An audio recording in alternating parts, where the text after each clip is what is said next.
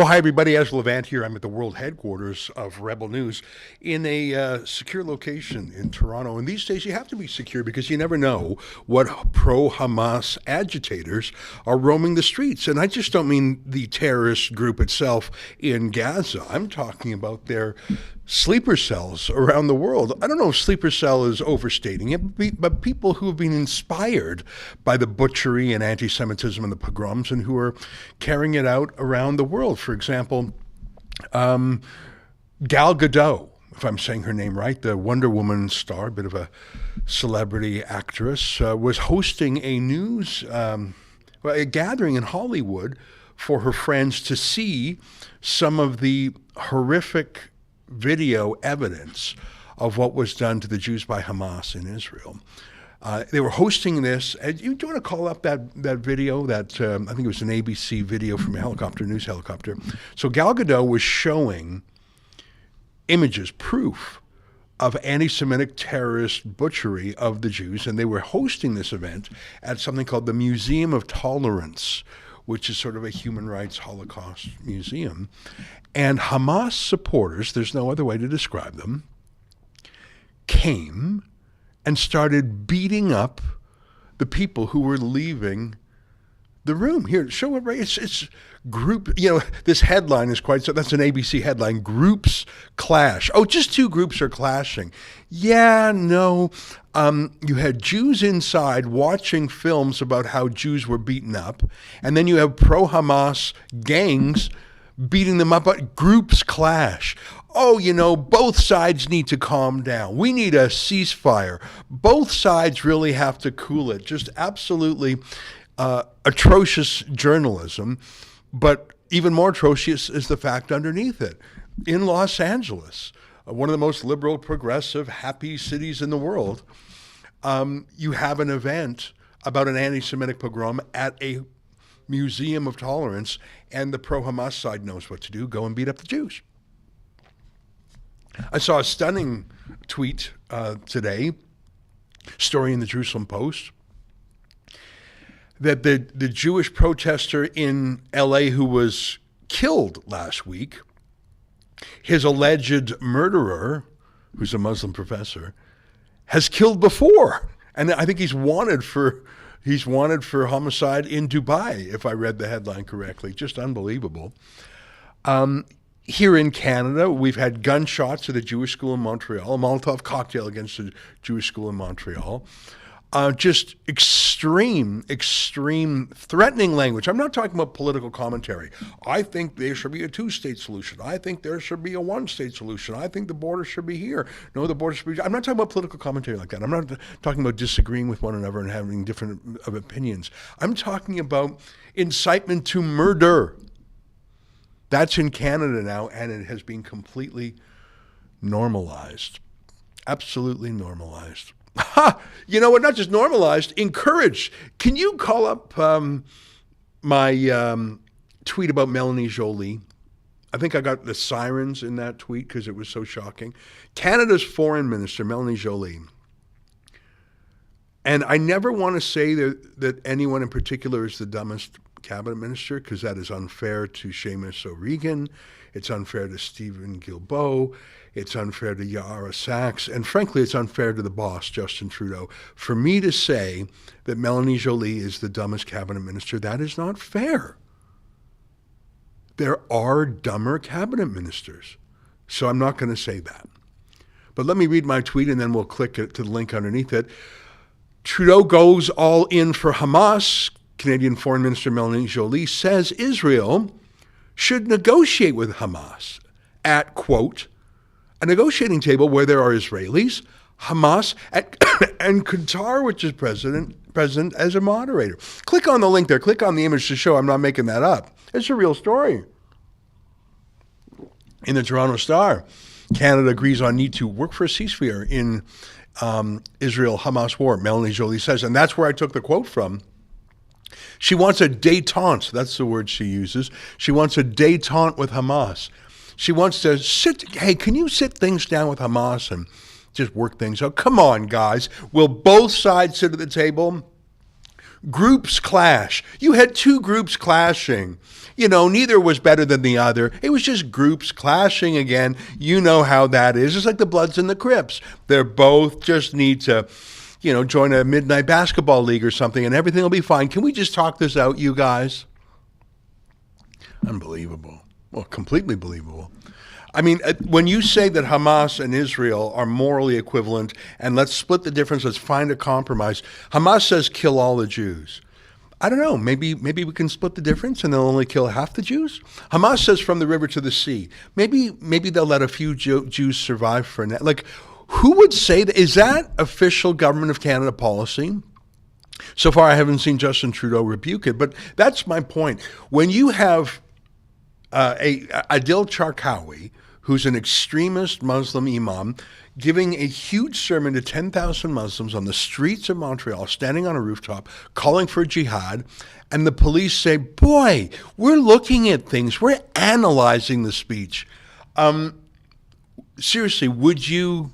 Yeah, there he is right there, the man who led a street full of cheering Montrealers in prayer to kill them all. Adil Charkawi has been linked by allegations and investigations to extremist groups ranging from Al-Qaeda to ISIS. I don't care about his links. The guy himself was look at the size of that. Show the fullness of that photo there. Look at the number of people. He was on a rooftop preaching to thousands. Do we have the clip of that one guy saying "Amin, Amin" to him? Let's play that again. I think we showed that the other day. He was saying "Kill them all." So again, he wasn't saying, excuse me, I have a point of view that's slightly different from the state of Israel. I think we should draw this border here, and I think we should negotiate. He wasn't saying that. He was saying, kill the Jews, kill the Jews, kill them all. Let's take a listen. آمين اللهم عليك بأعداء أهل غزة آمين اللهم احصهم عددا آمين اقتلهم بددا آمين لا تذر منهم أحدا آمين اللهم إنهم لا يعجزونك آمين اللهم عليك بالصهاينة المعتدين آمين اللهم عليك بأعداء. Yeah, kill them all. Exterminate them. Exterminate them all. Kill every one of them. Exterminate them all. These are his allies, the left, are people who for a decade have talked about microaggressions and safe spaces and, hey, don't misgender anyone and use my pronouns, she, her, they, them, she, her. And if you don't do that, that's triggering. And I need a safe, people who have found reason to be offended and upset by nothing. Here's a guy who says, kill them all, exterminate them all, get them all, death to them all. He says it to 10,000 people, and wouldn't you know it, the next day that someone shoots up a Jewish school and someone torches with a Molotov cocktail a Jewish synagogue. And he's roaming the streets. And why not? Because, as Melanie Joly herself says, hey, Jews, can you just split the difference? Like, come on, guys, how about Dayton? Hey, here's a really good idea. Let's have the people who want to kill the Jews, Hamas, it's right there in their Hamas charter, and let's have the Jews, and to have a really neutral moderator here, let's choose the dictatorship of Qatar that has been housing the Hamas leadership for the last decade. Canada agrees with France's president on the need to work for a ceasefire in the Israel-Hamas war, said Foreign Minister Melanie Joly Thursday. Oh, really? It's the first time a leading Canadian government official has embraced the term ceasefire as Israel's ground and air assault on Gaza continued more than 4 weeks after the October 7th Hamas incursion into Israel triggered the war. It was just an incursion, guys. We're not going to say what happened in the incursion. Is that what it was? They raped women. They kidnapped 200 people. They put babies alive into ovens and cooked them to death. They cut off body parts. They gouged out eyes. They raped women so brutally they broke their pelvises. They murdered family members in front of each other, raped them in front of each other, and took 200 of them back to Gaza, including children less than a year old. But the Toronto Star calls that an incursion. Hey guys, We need a ceasefire. Look, they had an incursion. Okay, granted, they had an incursion. But you guys have to come together. You have to have a heart-to-heart. Imagine after 9/11, in the smoldering wreckage of the World Trade Center, Twin Towers, if someone had said, hey guys, I think you need to sit down with Osama bin Laden in a room and we'll have a moderator, maybe Iran will be the moderator, maybe Qatar, and you guys just have to, ceasefire for now, okay? And you guys just got to work this out. Or on December 8th, 1941, the day after Pearl Harbor, hey guys, I think you and the Japanese emperor just got to hash it out, okay? Sure, he just sunk a bunch of battleships and killed 2,800 or whatever the number was, Americans, but ceasefire, okay? And certainly don't expand the war, and you got to be proportionate, and certainly don't hit any civilians, certainly don't firebomb Tokyo or nuke Nagasaki and Hiroshima. Guys, will you have a détente? And can you just compromise already? I mean, it was just an incursion. Come on, guys. Melanie Joly has something important to say. Unbelievable. We live as, I know I've quoted that poem many times. Do you know The Second Coming by W.B. Yeats? Do you know that poem, Olivia? Do you want to put it on the screen? Yeats, if I'm not mistaken, I think he served in the First World War. I don't want to get my math wrong on that. Here's the poem. He wrote a poem after the First World War called The Second Coming. I'm not going to read it all. Turning and turning in the widening gyre, the falcon cannot hear the falconer. Do you know what that means? The falcon's going around and around, but further and further. It's spinning out of control. Things fall apart. The center cannot hold. Mere anarchy is loosed upon the world. The blood-dimmed tide is loosed, and everywhere the ceremony of innocence is drowned. The best lack all conviction, while the worst are full of passionate intensity. Don't you think that's what's going on? Hey, do you have that video? I tweeted it of this extremist bigot in Toronto who went to a Jewish restaurant called Cafe Landwehr and ordered a drink and then went back and said, this tastes like blood. And he brought his kid along with him and he made just this extremist, weird, bigoted bully. Cafe Landwehr is not the embassy of Israel. It's not the Israel Defense Forces. It's a restaurant. I've been to several of their locations in Toronto. There's a few around the city. It was started in Berlin 100 years ago. And the only reason it's being targeted is not an Israeli government thing. There's no Israelis there. It was Landwehr was the name of the Jew who started it 100 years ago. The one I go to in North Toronto. The staff is fully multicultural, multiracial. I frankly don't know if there's a Jew in the whole place. It's it's like Toronto. It's very pluralistic.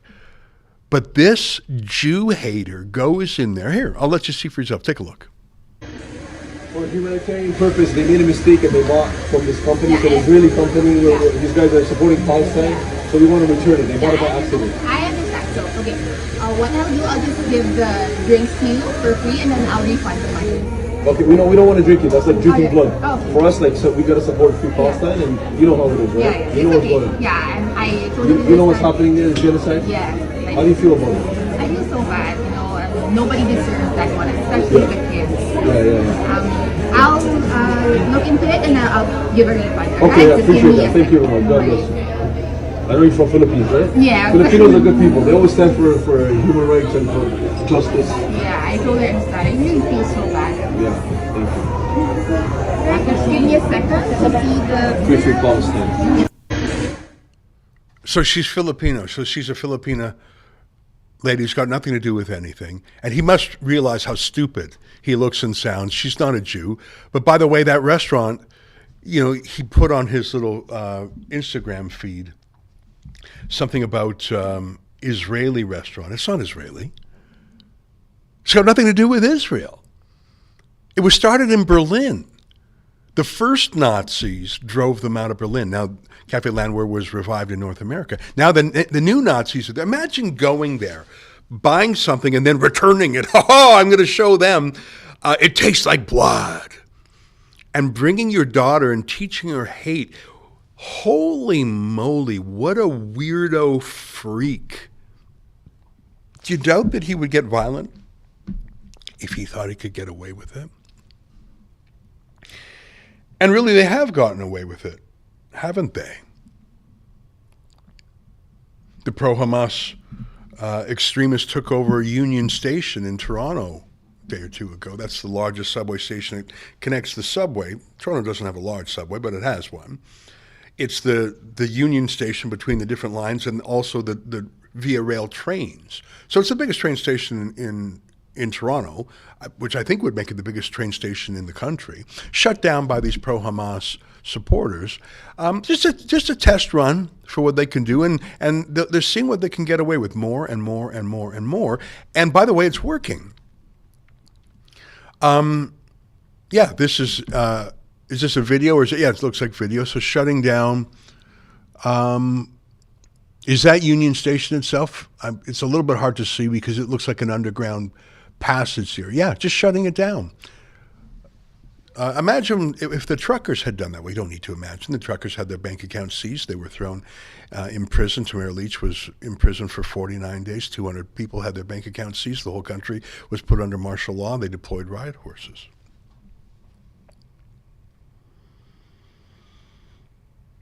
If you want a glimpse of what's going to come, and look at the police just standing by doing nothing. You know, my old friend Lyle from Tisdale had a phrase. He was the first person I ever heard say it. It shocked me. And I don't know how offensive it is, but it's just a phrase. Once you hear it, you can't unhear it. He said they're about as useless as tits on a bull. I'm not sure if is that rude to say that? Olivia, is that rude? No, I don't think so. I think it's a little rude. I think the phrase in veterinary medicine would be teats. So I'll say it that way. As useless as teats on a bull. Yeah, that sounds right. Are they police or are they just people wearing a police uniform? Because they're not doing a lot of policing, are they? Hey, you know what's happening tomorrow? It's Remembrance Day tomorrow. I got my poppy on. There's not a lot of poppies out there, I should say. They're hard to find. And there's not a lot of people wearing them. Don Cherry was right, wasn't he? And there's no social pressure to wear them. And we don't really teach it. I was at a mall this morning, and I did see a wreath, but I didn't, actually I was quite impressed by it. But I didn't see a single person at the mall wearing a poppy, not one. And if we don't teach it, if we don't have our own stories and histories, we don't explain the reason for things, maybe you can't blame a newcomer. I think about half of Toronto are newcomers. And if they came here from a place that didn't participate in World War I or World War II, and don't understand why those are important to Canada's history and the meaning of fighting for freedom, if no one told them, if no one taught them, if no one enforced that social norm, maybe you can't be too hard on someone for not wearing a poppy because every single institution has been deracinated. I mean, for God's sakes, we tear down our statues, we rename our institutions, and why should it be a mystery then when people don't know our story, our history, our narrative, what binds us together, who we are?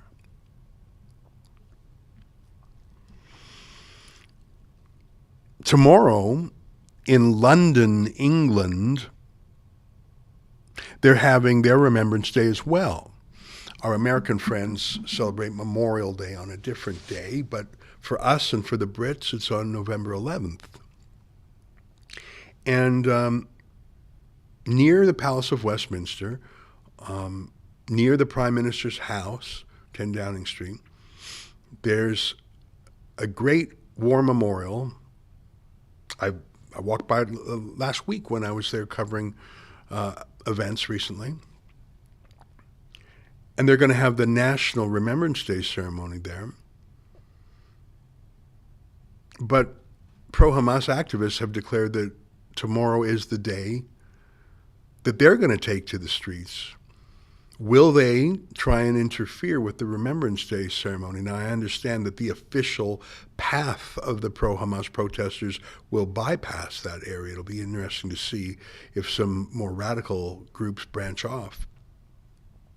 And I understand that British patriots who have had enough of this are going to have a counter demonstration, including our old friend Tommy Robinson. I don't know if he's going to make a personal appearance. I understand there may be a warrant out for his arrest for other reasons.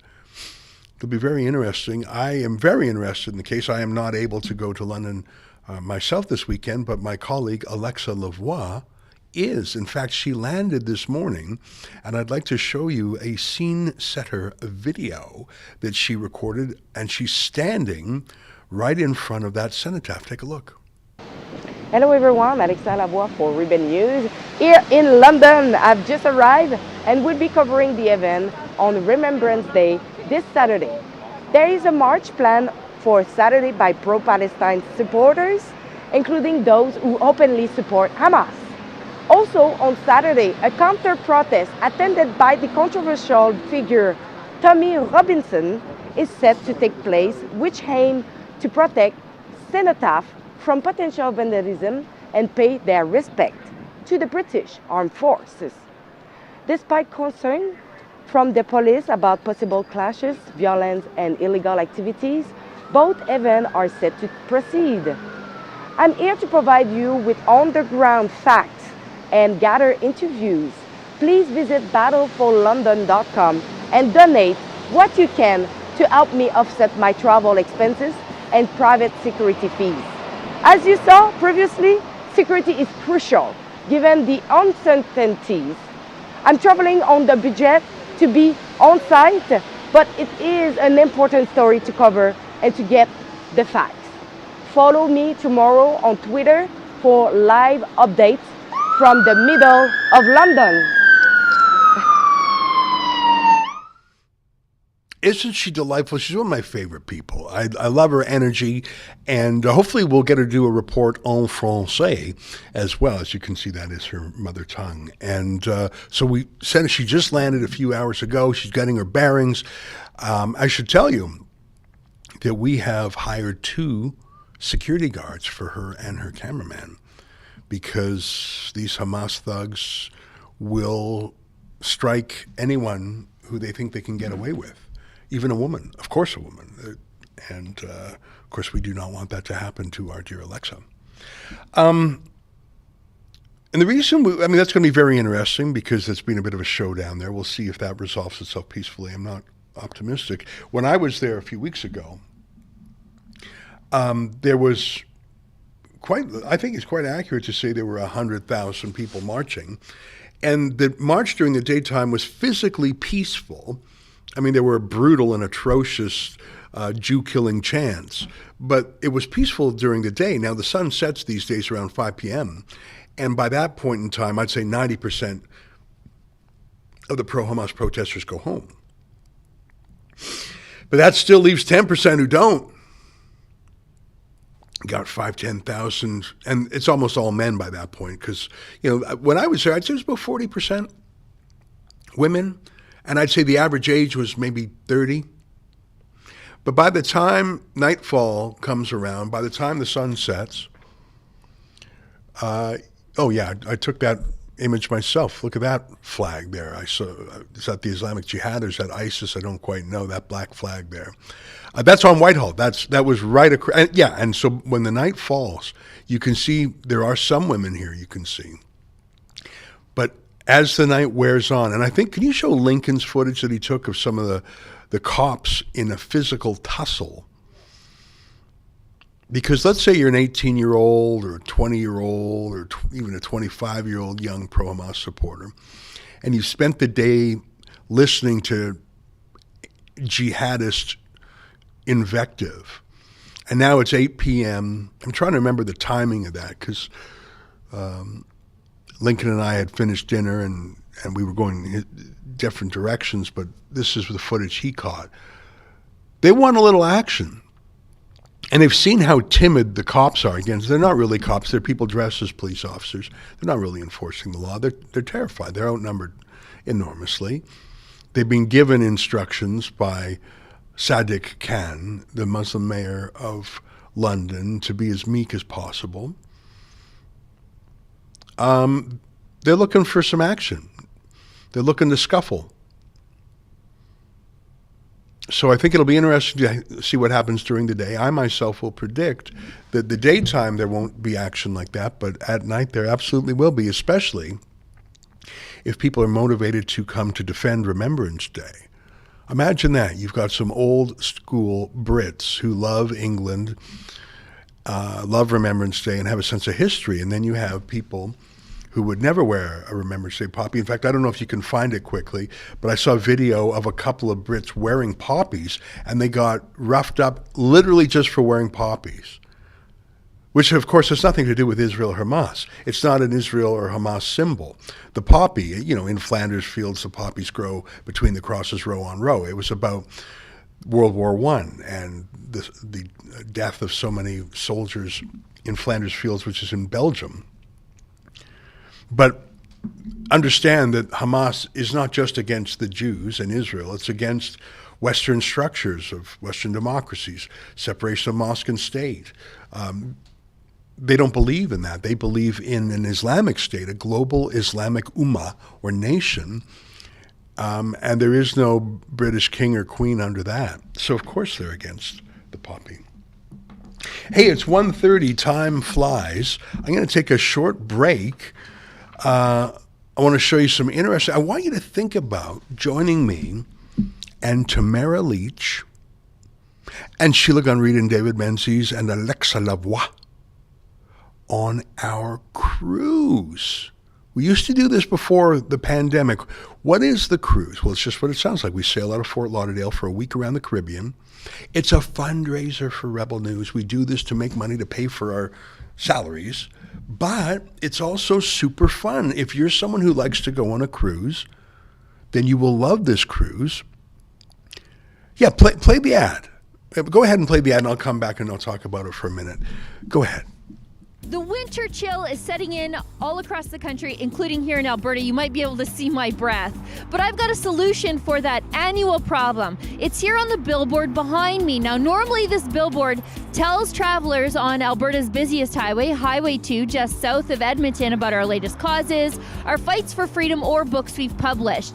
Today, it's inviting you to join us for some fun in the sun. We're talking about the Rebel News Cruise, a week-long Caribbean cruise departing March 23rd. With your favorite Rebel personalities, including me, Ezra Levant, Alexa Lavoie, David Menzies, and many more. And of course, the Woman of the Year Freedom Convoy leader, my friend Tamara Leach. We depart from Fort Lauderdale. From there, we go to the Bahamas, Jamaica, the Cayman Islands, and then Mexico. And we're not just bringing your favorite Rebel personalities, we're bringing along some of your favorite thinkers and people you see interviewed all the time on Rebel News.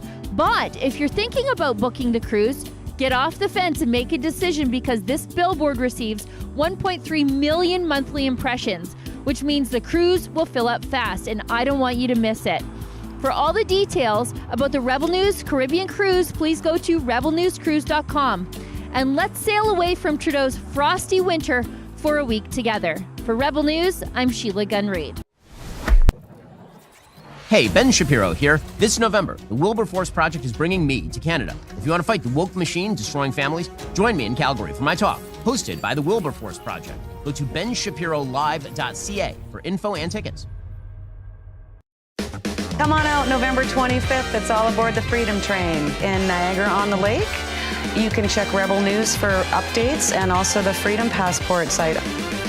Tamara Leach, who led the Truckers Convoy, will be sharing the stage with some of the finest international recording artists, like the Chops Horns from New York City, who's played with Alicia Keys, Stevie Wonder, the Rolling Stones, and many more. Plus New World Sun, just off a European tour, and the legendary R&B master, Leroy Emanuel.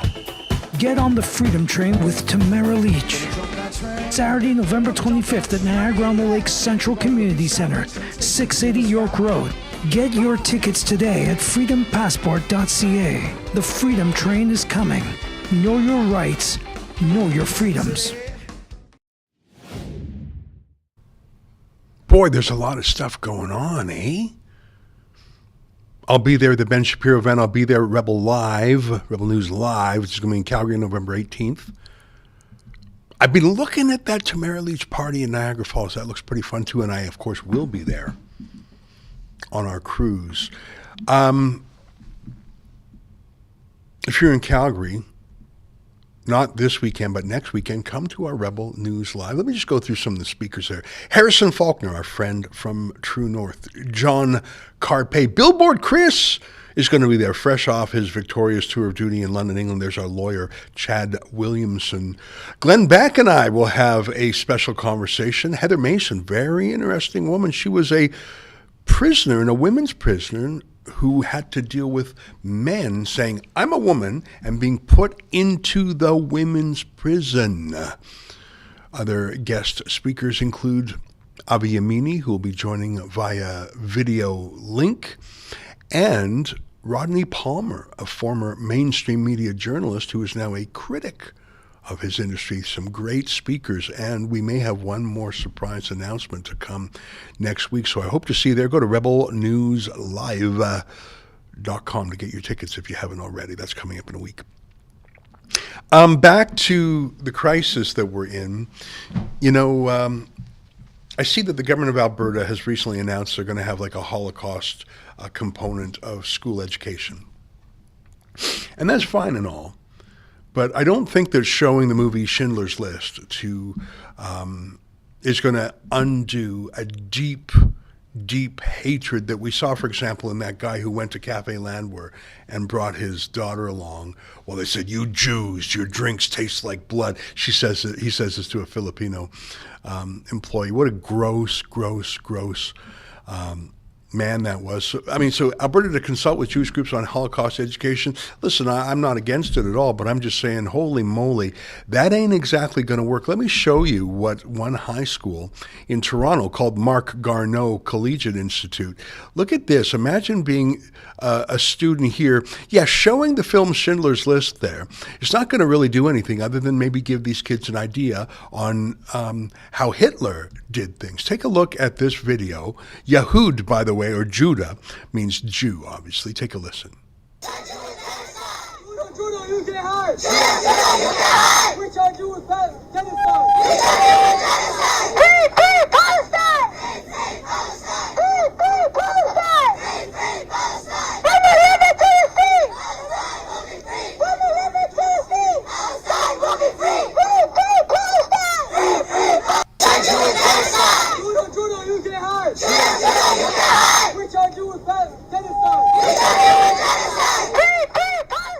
Thanks. So Judah, they're not saying Israeli government.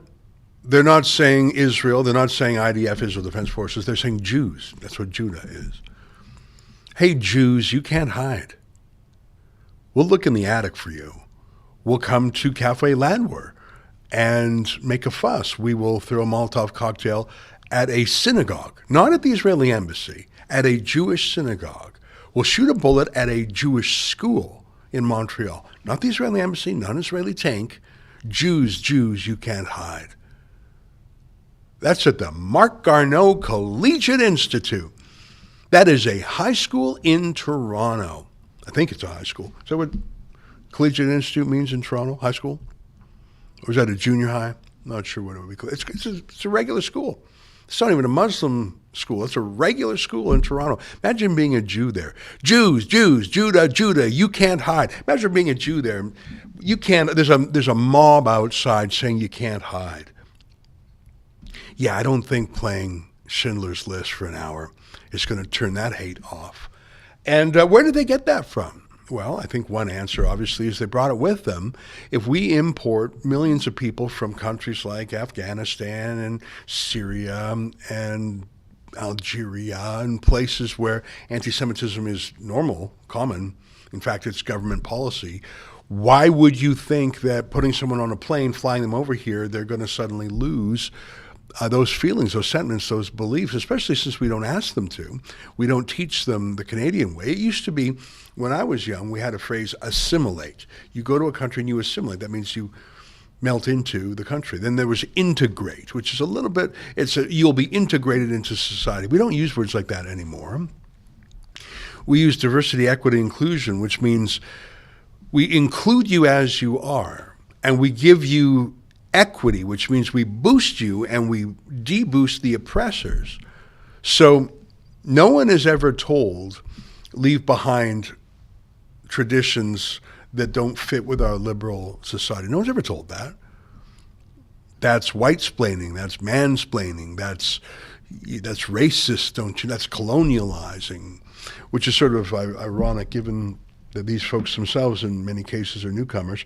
But you can't put this all on newcomers.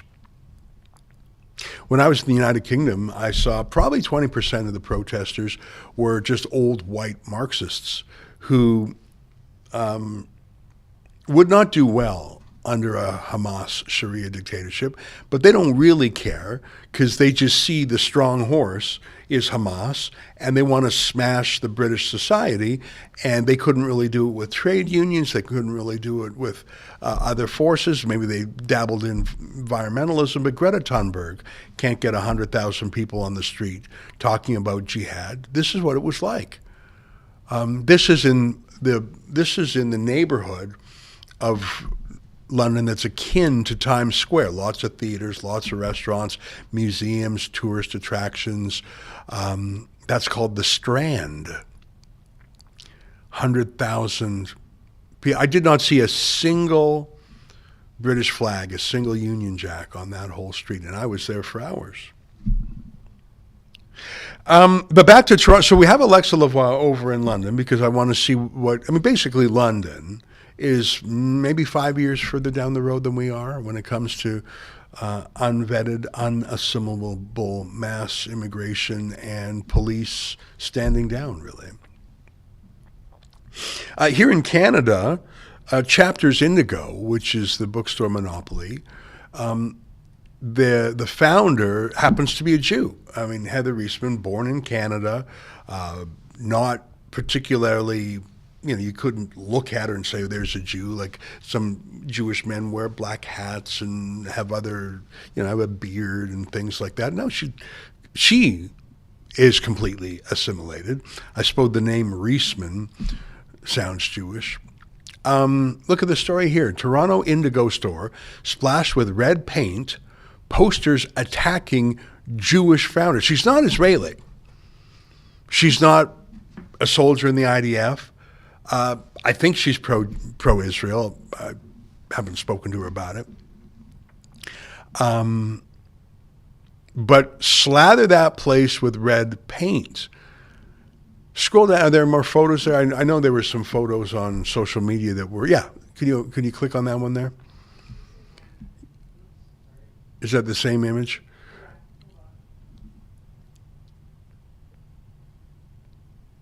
I think Linda Frum, the former senator, tweeted images of it as well.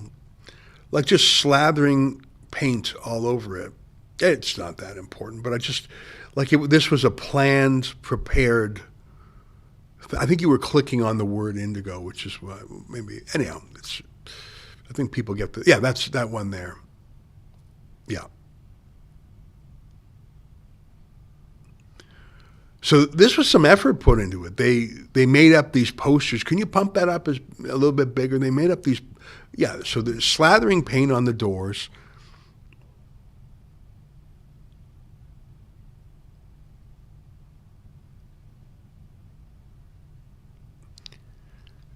And they had prepared some posters targeting Heather Reisman. So this was not some momentary, opportunistic thing. Funding genocide. Heather's pick. Funding genocide. I'm happy to use the profits from your purchases to fund the Israeli military and bomb civilians.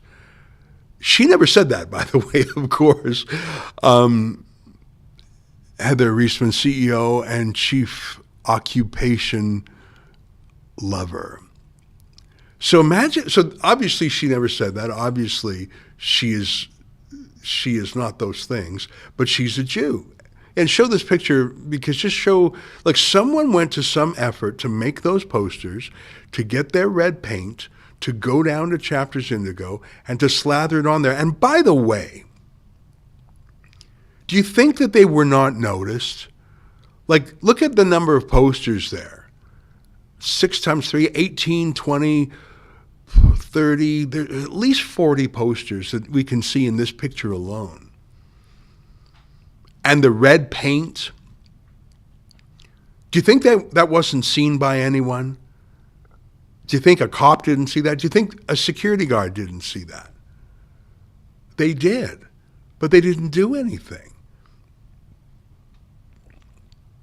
And so what lesson do you think was taught by that? You can get away with it, so now no, ratchet it up. Do something more. Keep, like a child, keep testing to see what the limits are. I don't think we found the limits yet. Adil Cherkawi can go on the rooftop in Montreal and say, kill them all, exterminate them all, with no reaction. They can say, Jews, Jews, you can't hide. No reaction. Gunshots at a synagogue, Molotov cocktail, at a school, Molotov cocktail at a synagogue, no problem. And it's not just in Canada. I've mentioned the UK. Hey, can you call up some of those Melbourne things? Here's a crazy thing. Melbourne, Australia has a Jewish community in a certain neighborhood. Pro-Hamas activists went into the Jewish community to have their pro-Hamas protests. And again, these are Jews. They're not Israelis. They're Jews in Australia. Maybe some of them are Israeli, maybe some of them are anti-Israel. There are some Jews who have no connection to Israel. My point is they're not Israelis. They're Jews. But they were targeted by these Hamas protesters who came in. And protesters is the wrong word. They came to fight. You can see the police trying to tamp it down.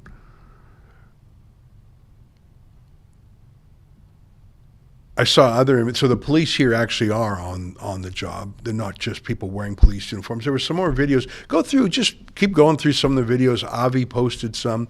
Ruxan Fernando posted some. It's sort of incredible to me that they went across town deliberately to find the Jews to harass. Like that asshole who went into Cafe Landwehr and treated the Filipina cashier in a bullying way. Just unbelievable what's going on. Yeah, just show that one. Just thugs. I wonder if any of them are arrested. I doubt it. Yeah, show that one. Yeah, that one there, or the one right below it. Yeah. So that's before nightfall.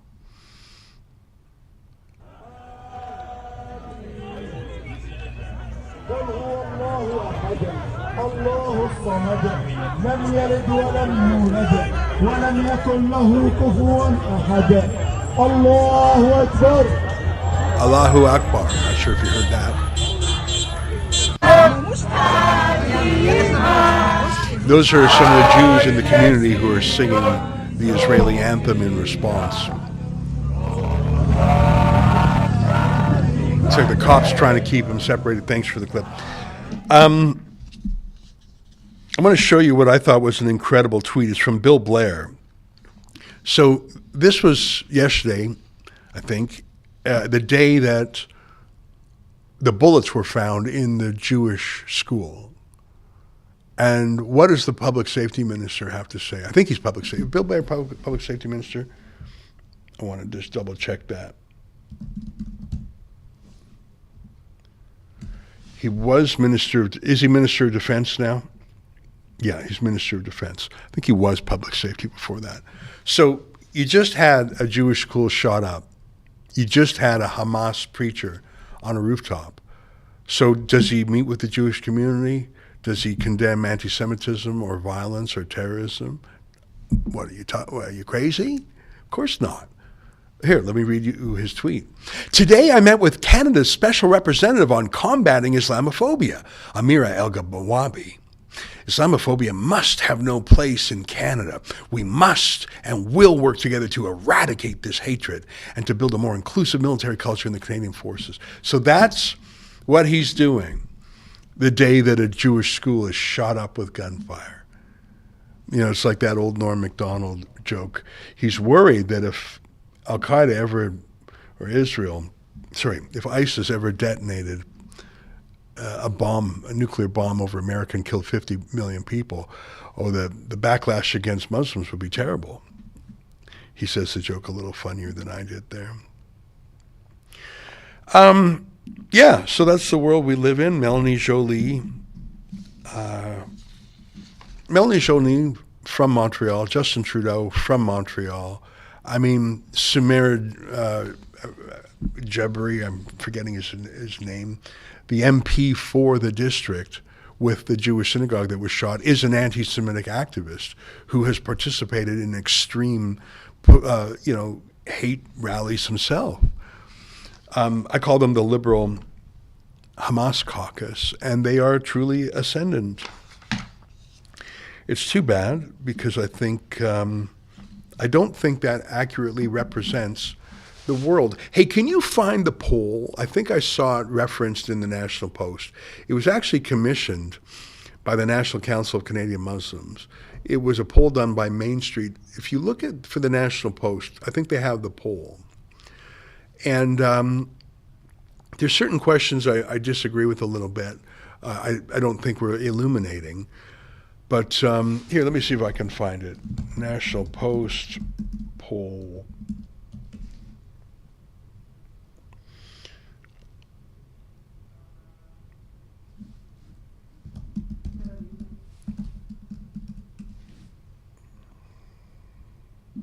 Give me 5 seconds. Majority of Canadians agree. Here, I'll put it in the live stream Slack.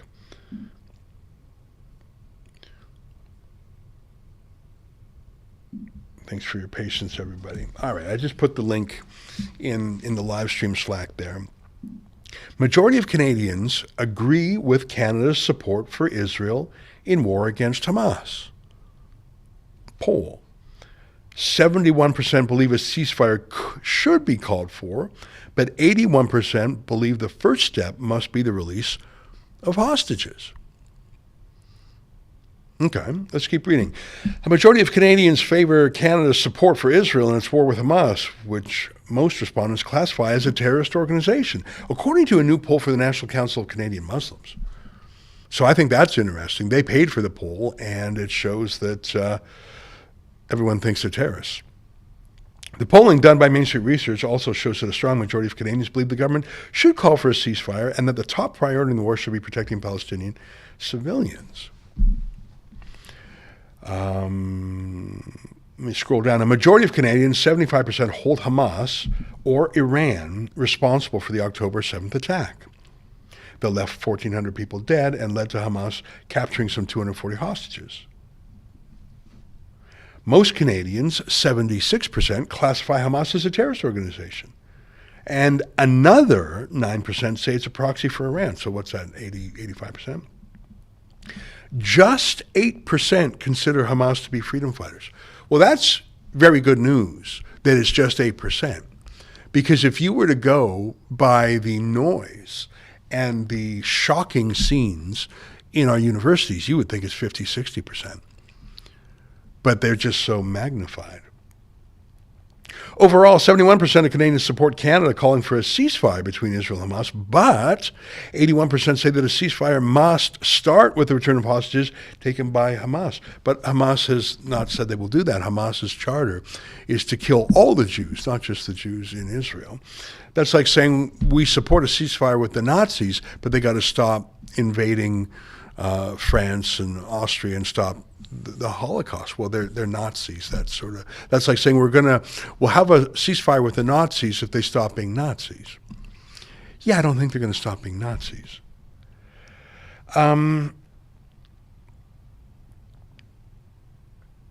war, which has dominated news coverage for the past month, is being followed closely by 66% of Canadians. I believe that. Not just the war. I think people are actually more concerned about what's going on here in the home front. 59% approve of Canada's support for Israel. Only 18% disapprove.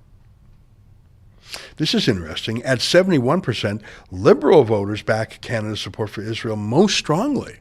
Isn't that interesting? Because, of course, the Liberal Party is the most pro-Hamas government in the G7. All right.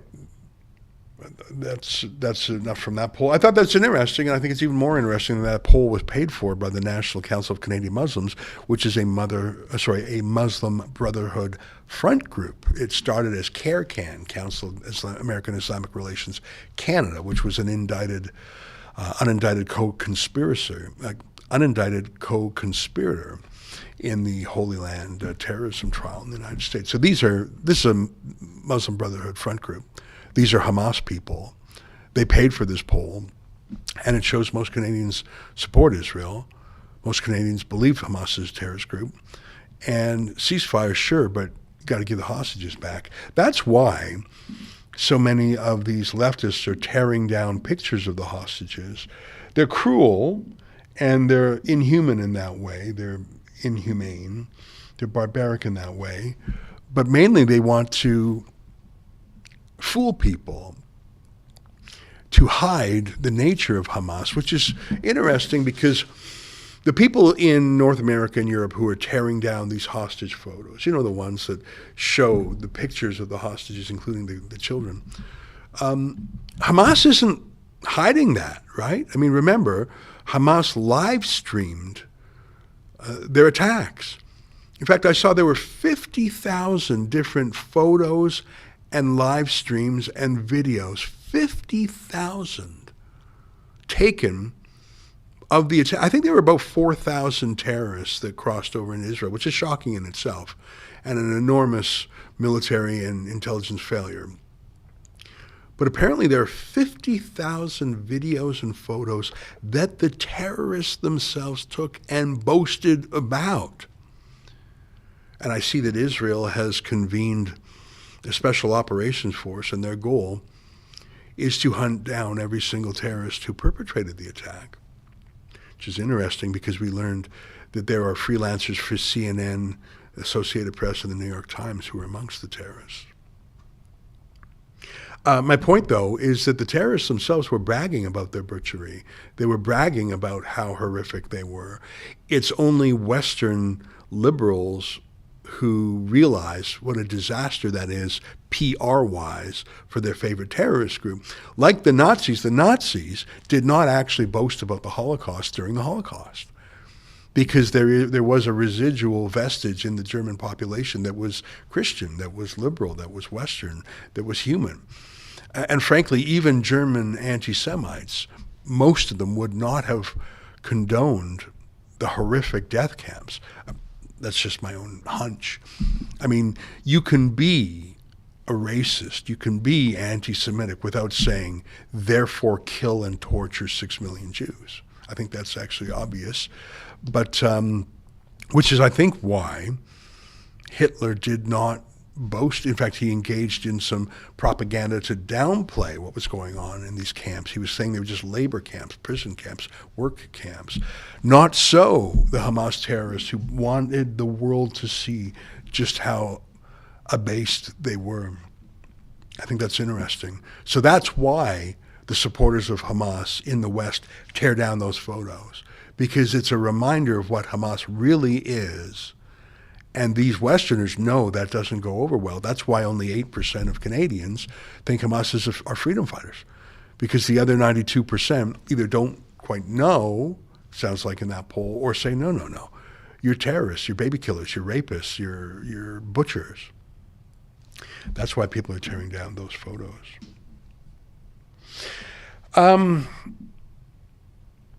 I just saw, let me put the, I was just looking here and it popped up in my mailbox. I'm going to put that in the live, so I just put something, an Instagram page in the live stream if you want to put that on the screen, Olivia. I talked about what's going on in London. Our friend Alexa Lavoie is out there with 2 security.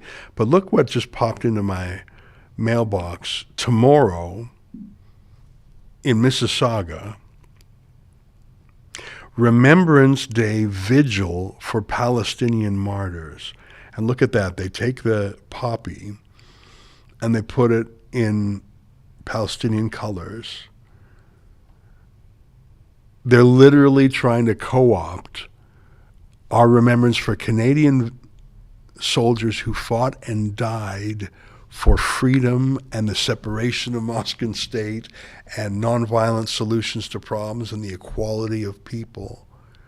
Everything that our veterans fought for in the First World War and the Second World War in Korea and Afghanistan, these Hamas apologists are trying to co-opt that and say, no, it's just like our terrorists. We're going to use Remembrance Day to remember our terrorists. We're going to call them martyrs. How gross is that? How super gross is that? Well, I hope you'll tune into Alexa's coverage tomorrow. The Remembrance Day ceremony, I think it's at 11 a.m.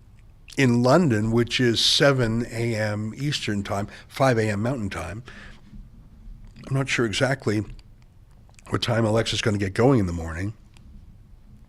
I think it's going to be at least an hour or two before that.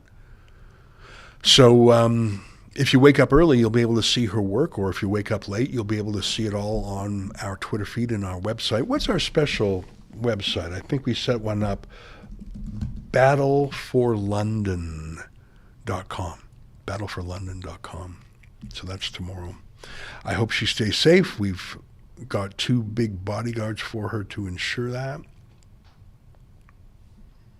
I'm going to say goodbye now. I have a show today at 8 p.m. Eastern Time, 6 p.m. Mountain Time. I'm going to talk about Justin Trudeau and a new poll that goes really deep into what people don't like about him. And I just found this such a delicious poll. It's frankly the most honest poll I've seen about Justin Trudeau ever. The questions it tests are incredible. Is he inauthentic? Is he a liar? Does he downplay the best things about Canada? Like the questions this poll asked, I've never seen them asked before, ever. Trudeau's been prime minister now for 8 years. I've never seen these questions asked about him before. I have to give the pollster credit. That's what I'm going to do on my show tonight at 8 p.m. Eastern Time. To sign up for my show, go to rebelnewsplus.com. Rebel News Plus is the video version of my nightly show. The audio version is on podcast. But is that the Norm Macdonald? Sure. Well, my friends, great to spend the last hour with you. Did we have any super chats? I don't think so. Let me close with a Norm Macdonald clip. I'll see you tonight at 8 p.m. Eastern on my show. Have a great weekend, and tune in tomorrow for Alexa's report from Remembrance Day. All right, goodbye. Here's Norm. Well, I can't say my friend's name, but he said his biggest fear is that ISIS or some terrorist group like that will get a hold of a dirty bomb and explode it over a major city within the United States and kill tens of millions of people. Because then the blowback against innocent Muslims would be absolutely terrible. Yeah, that's horrific. That's true. All right, let's do some jokes. Do you want to start feeling like your pre-COVID self again? You're not alone. The wellness company's Spike Support Formula is an all-natural supplement to help people do just that. It was created by cardiologist Peter McCullough and his expert team of doctors to help the people experiencing effects from COVID and the you-know-what. Go to twc.health/rebel today.